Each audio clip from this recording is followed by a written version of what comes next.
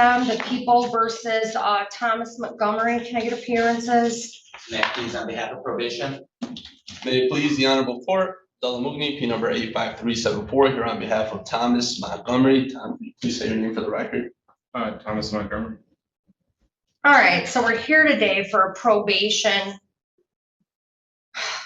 violation allegation. This is a fourth technical violation, which means you could get the full jail time on this case. At this point, I'm not limited in any way in the amount of jail time you could get. You could get the full 90 or 93 days on this, minus whatever you've already served. Do you understand that? Yeah. Yes, Your Honor. All right, the allegation is that you failed to attend Badver's intervention as scheduled and were terminated from the program due to absences. And then there's also the show cause fee assessed and a balance of $435. You understand the allegation against you? Yes. Counsel, did you go over your client's advice of rights form with them? Yes, Your Honor, we did. Okay. And I have this signed in date advice of rights form here. Yes, that's correct. Okay, so how's your client proceeding with it in respect to this allegation? So, Your Honor, we would love to accept responsibility for any violation that had occurred, but at this time, I think it's in his best interest to stand mute. Okay, well, I'll enter a not guilty plea on his behalf. And we're gonna hold a hearing then? Well, I'd just like to say a few words. I know that Matt had given his recommendation. We're okay with it, just minus one term. So if we could have a moment to discuss what that is with you, Your Honor, you can make that final decision. Do you know how many times this guy's been in front of me for violating his probation? Yes, Your Honor, I'm aware. Okay, he's a problem. Right. And I just had to give him a few days in jail not that long ago. And he will not comply with court orders. Like, quite frankly, before you start allocating on his behalf, I want you to understand, or allocating on his behalf, I want you to understand that I think this is generous. Because if Mr. Keys would have wrote terminate probation, revoke 7694A, and give him 93 days in jail, I would have found that to be an incredibly reasonable recommendation. So I want you to know that before you continue. I think that this is probably about the most lenient recommendation I've ever seen by Mr. Keys. But go ahead. So, Your Honor, I completely respect all the things you told Thomas and I right here, and we very much so respect Matt for the recommendation that he'd given us. Now, the only reason that I have any issue with it is the 1 day in jail. I know you probably want to cut me off and scream at me, but today I'm not just standing in front of you as Tom's attorney. Today I'm standing in front of you as his childhood friend, somebody who I went to high school with, somebody who I played football with growing up. I know this kid personally. I know that at a human level, he's a God-fearing, hardworking, and smart kid. Did you read the allegations? Did you read what he pled guilty to? Did you read the facts of this case? Yes, Okay, I just want to make sure. And as a criminal defense attorney, and as you who worked in criminal defense, you know that just because people make mistakes in life doesn't necessarily make them evil. They're not inherently evil. I agree with that. And knowing Tom on a personal level and growing up with him as a kid and knowing who his family is, they are a well-respected family and they love him so much. They're here today in the stands. His father, his mother, and his fiance, the mother of his future child who was pregnant, all came out to support him today. Your Honor, I've had people who are being sentenced for heinous. Who's the fiance or the girlfriend that's pregnant? Could you please raise your hand to stand up for the court? What, Your Honor, what's your name? Brianna Lewis. Your Honor, The victim on this case. Okay, go on. Your Honor, I've had people being sentenced for heinous crimes, facing years in jail, and zero family came to support. He's here for a probation violation, and his entire support system came out to see him. He has people who love him and care for him and will keep him in check. Your Honor. Then why didn't they make sure he went to these visits? Sure. I mean, like, he's got one thing he has to do. Like, listen, you pled guilty to a domestic violence with a particularly, in my opinion, egregious offense. It wasn't like you threw someone's phone at them. That's not what the allegation here was. And you had a very limited amount of things that I ordered you to do. And you got the benefit, sir, of not getting a criminal conviction on your record for beating on a girl, on a woman. You didn't get a criminal conviction for that. That's the deal. You got this sweet deal from the prosecutor where you do not end up with a conviction on your record saying that you're a woman beater. And all you have to do is comply with what I asked you to do. And it wasn't like I set out some list of unobtainable goals. I didn't. Mr. Keys, can you find me I need you up here for a sec. Yes. The orders.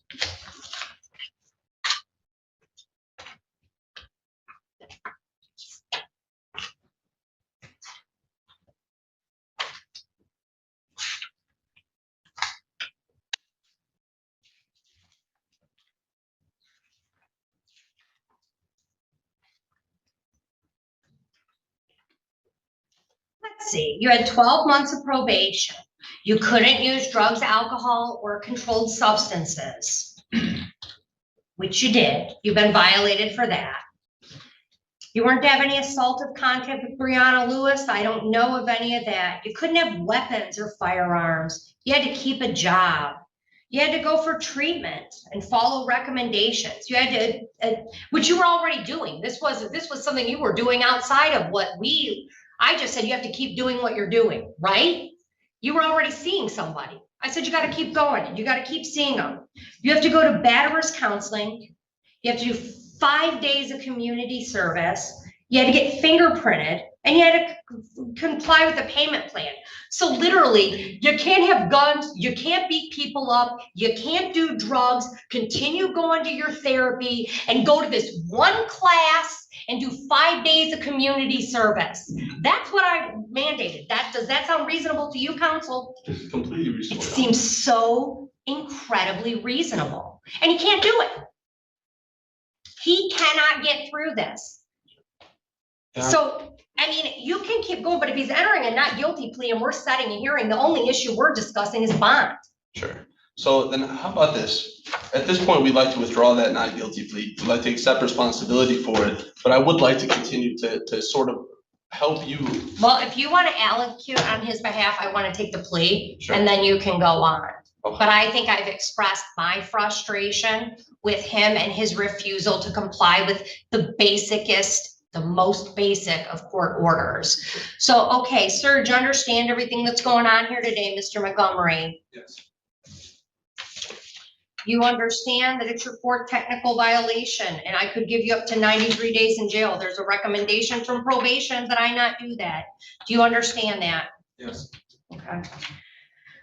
You understand all of these rights that you went over with your counsel on this advice of rights form? Yes, All right, and did you sign and date the back of it? I did. You understand if you enter a plea of guilty, you're gonna be waiving these hearing rights. There will be no hearing of any kind.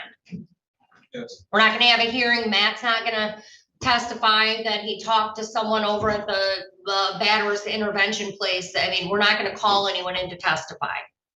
Do you understand that? Yes. And you'd be waiving the hearing rights. Your attorney's not gonna cross-examine them. None of that's going to happen. You understand all of that? Yes. How do you plead to the allegation that you failed to attend batterers intervention as scheduled? Guilty. Were you terminated from the program due to absenteeism? Yes. All right, I'm satisfied with the plea. Go ahead, counsel. Your Honor, I first of all, I apologize for riling you up a little bit. But as I was saying The earlier, minute I saw what the violation was, I was riled up because I'm so sick of seeing Mr. Montgomery on the most basic probation violations ever, but go ahead. well, this is going to be the last time you see him. And he promised me that. And typically, I can never come in as an officer of the court. I can never come in and advocate for my client and say that I know that this time is different because I don't know them. This is different. I know Tom. I've known Tom for a long time now. And to see him fall down this route, it's hurting me, but I know it's not him. And he wants to change. And the moment he walked into my office, and the moment he looked me in the eye, he told me, Abdullah, I'm going to be a father. My wife is pregnant. My fiance is pregnant. I'm going to be a father. I want to turn this around for her. He said, I got a job at Avis now. He said, I work 5-6 days a week now. He said, everything I'm doing is for this child that's gonna come into this world. He said, I'm on my way to getting health insurance. I'm 26-year-old, I'm no longer a dependent. I'm about to get my own health insurance. This is for my kid. If I serve any time in jail, I could lose my job, and that kid is gonna end up growing without the necessary means. Your Honor, I know you said a whole lot of things today about what he hasn't done, but I'll tell you what he has done. Sure, he's a struggling addict with alcohol and marijuana and other substances that he may not have disclosed to me, but he checked himself into NA and AA. Who does that? Who does that? How many people can walk up to you, Judge, and say, I checked myself and I know I have a problem. I know I'm an addict. Is he going to meetings? I am. He has. Are you logging them? No, I have a sponsor, his name is William Moore. I've been going twice a week to the Salvation Army Center on Warren Road in Dearborn Heights. For meetings? Yes, for NA, and then I go to AA to virtual meetings. Okay, show it to Matt. You're gonna have to start logging your meetings. Okay. All right. So he's checked himself in, something that I never see. I have clients that are severely addicted and they refuse to admit they have a problem. For anybody to come forward, regardless of what they've done in the past, and say, I have a problem and I need help, is commendable. And I commend you for that. On top of it, as you stated, he's been meeting with his therapist approximately twice a week. She just gave us a letter. I'm not certain of the gender, but that person has given us a letter, which I have handed over to Matt, stating how far he's come. How far along he's come as a human being and as a person in general, and he's really on the right path. The path back to get on his feet and do the right things. Your Honor, he's completed all of his community service. Like you said, he's missed his DV course, but that ends here. The woman who runs the course told him, this is your last chance, and he said, that's all I want. Just one more chance to prove to myself, to prove to my fiance, to prove to my family, to prove to this court system that I don't want to walk back in here again. I'm going to go to every single course, and that's going to be that. But Your Honor, we beg of you. We beg of you. He made one mistake, and he takes complete. No, okay. All right. I hear you. Right. Listen. Here, is this the log, the absenteeism log? Yes. So he's been going to these classes since May. How many did he have to go to, Matt? There's 26. He went the first time. The second week he was absent. The third week was a holiday. The fourth, fifth, sixth, and seventh week he was absent. The fifth week was a holiday, or the next week was a holiday. The next week he was absent. He went to his first class on July 15th, and then he was absent. And then he went to second, third, fourth, and fifth class, and then he was absent, went to sixth class, and then he was absent again. Like, that's not really a good faith effort. This is what I'm going to do. And I cannot be more clear to you, Mr. Montgomery. You're about to be a father. You know what's really bad for kids to learn? That people hit their spouses. Well, how are you going to raise a child when you put your hands on that child's mother? Think about it. You know what you're going to raise? A kid that's a bully and a kid that puts his hands on women. Do you understand that? Do you understand that kids do what they see? So all I want you to do is go to the class I told you to go to. And you're going to go to the class. Because if you don't go to this class and you don't finish this class, you are doing 93 minus whatever days in jail. Period. Period. This is, if I see you one more time and it has to do with you missing these classes, period. That's it. Because the best thing I can do for you in this judicial system is try and help you become a better man by learning your triggers and learning ways to resolve your anger that don't end up with you putting your hands on that young woman. That's what we're going to do. And if you miss them and I hear from Matt and I see you again, bring your toothbrush. Do you understand me? Yes, sir. Don't bring shoelaces. Don't bring your phone, because when you come in front of me, we're going to have your little hearing and you're going right back there and you're going to Wayne County for 90 days.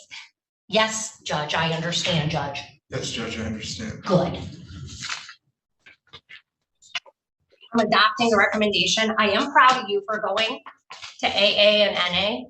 I mean, I think that's wonderful progress. But like, and I appreciate that. I run a treatment court. I think that's very important.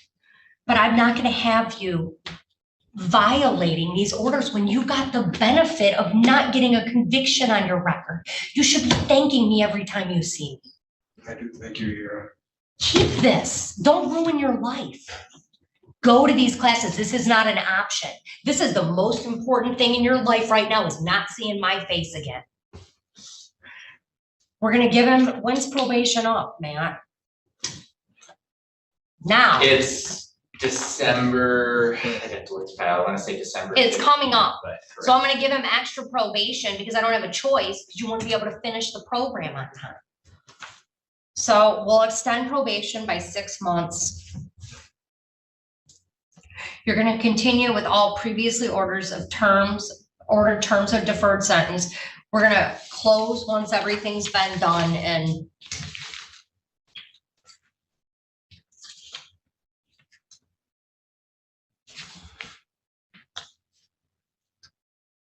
I mean, there has to be some sort of sanction, right? This is all just saying, I'm gonna give you more time to do it, and then I'm gonna let you keep your status. What's the sanction?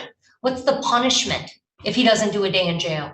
Give us community service, Your Honor. How, has he done community service? Did he finish everything he had? He's finished community service. He's got 24 hours of community service to be done within 30 days. That's your day in jail. And if it's not done, Mr. Montgomery, I'm tired of seeing you. If I didn't get that across to you, I don't know what will. I am not trying to be mean to you. I'm trying to make you understand you found yourself in the criminal justice system, and there are expectations that you comply with judges' orders. You're not the boss here.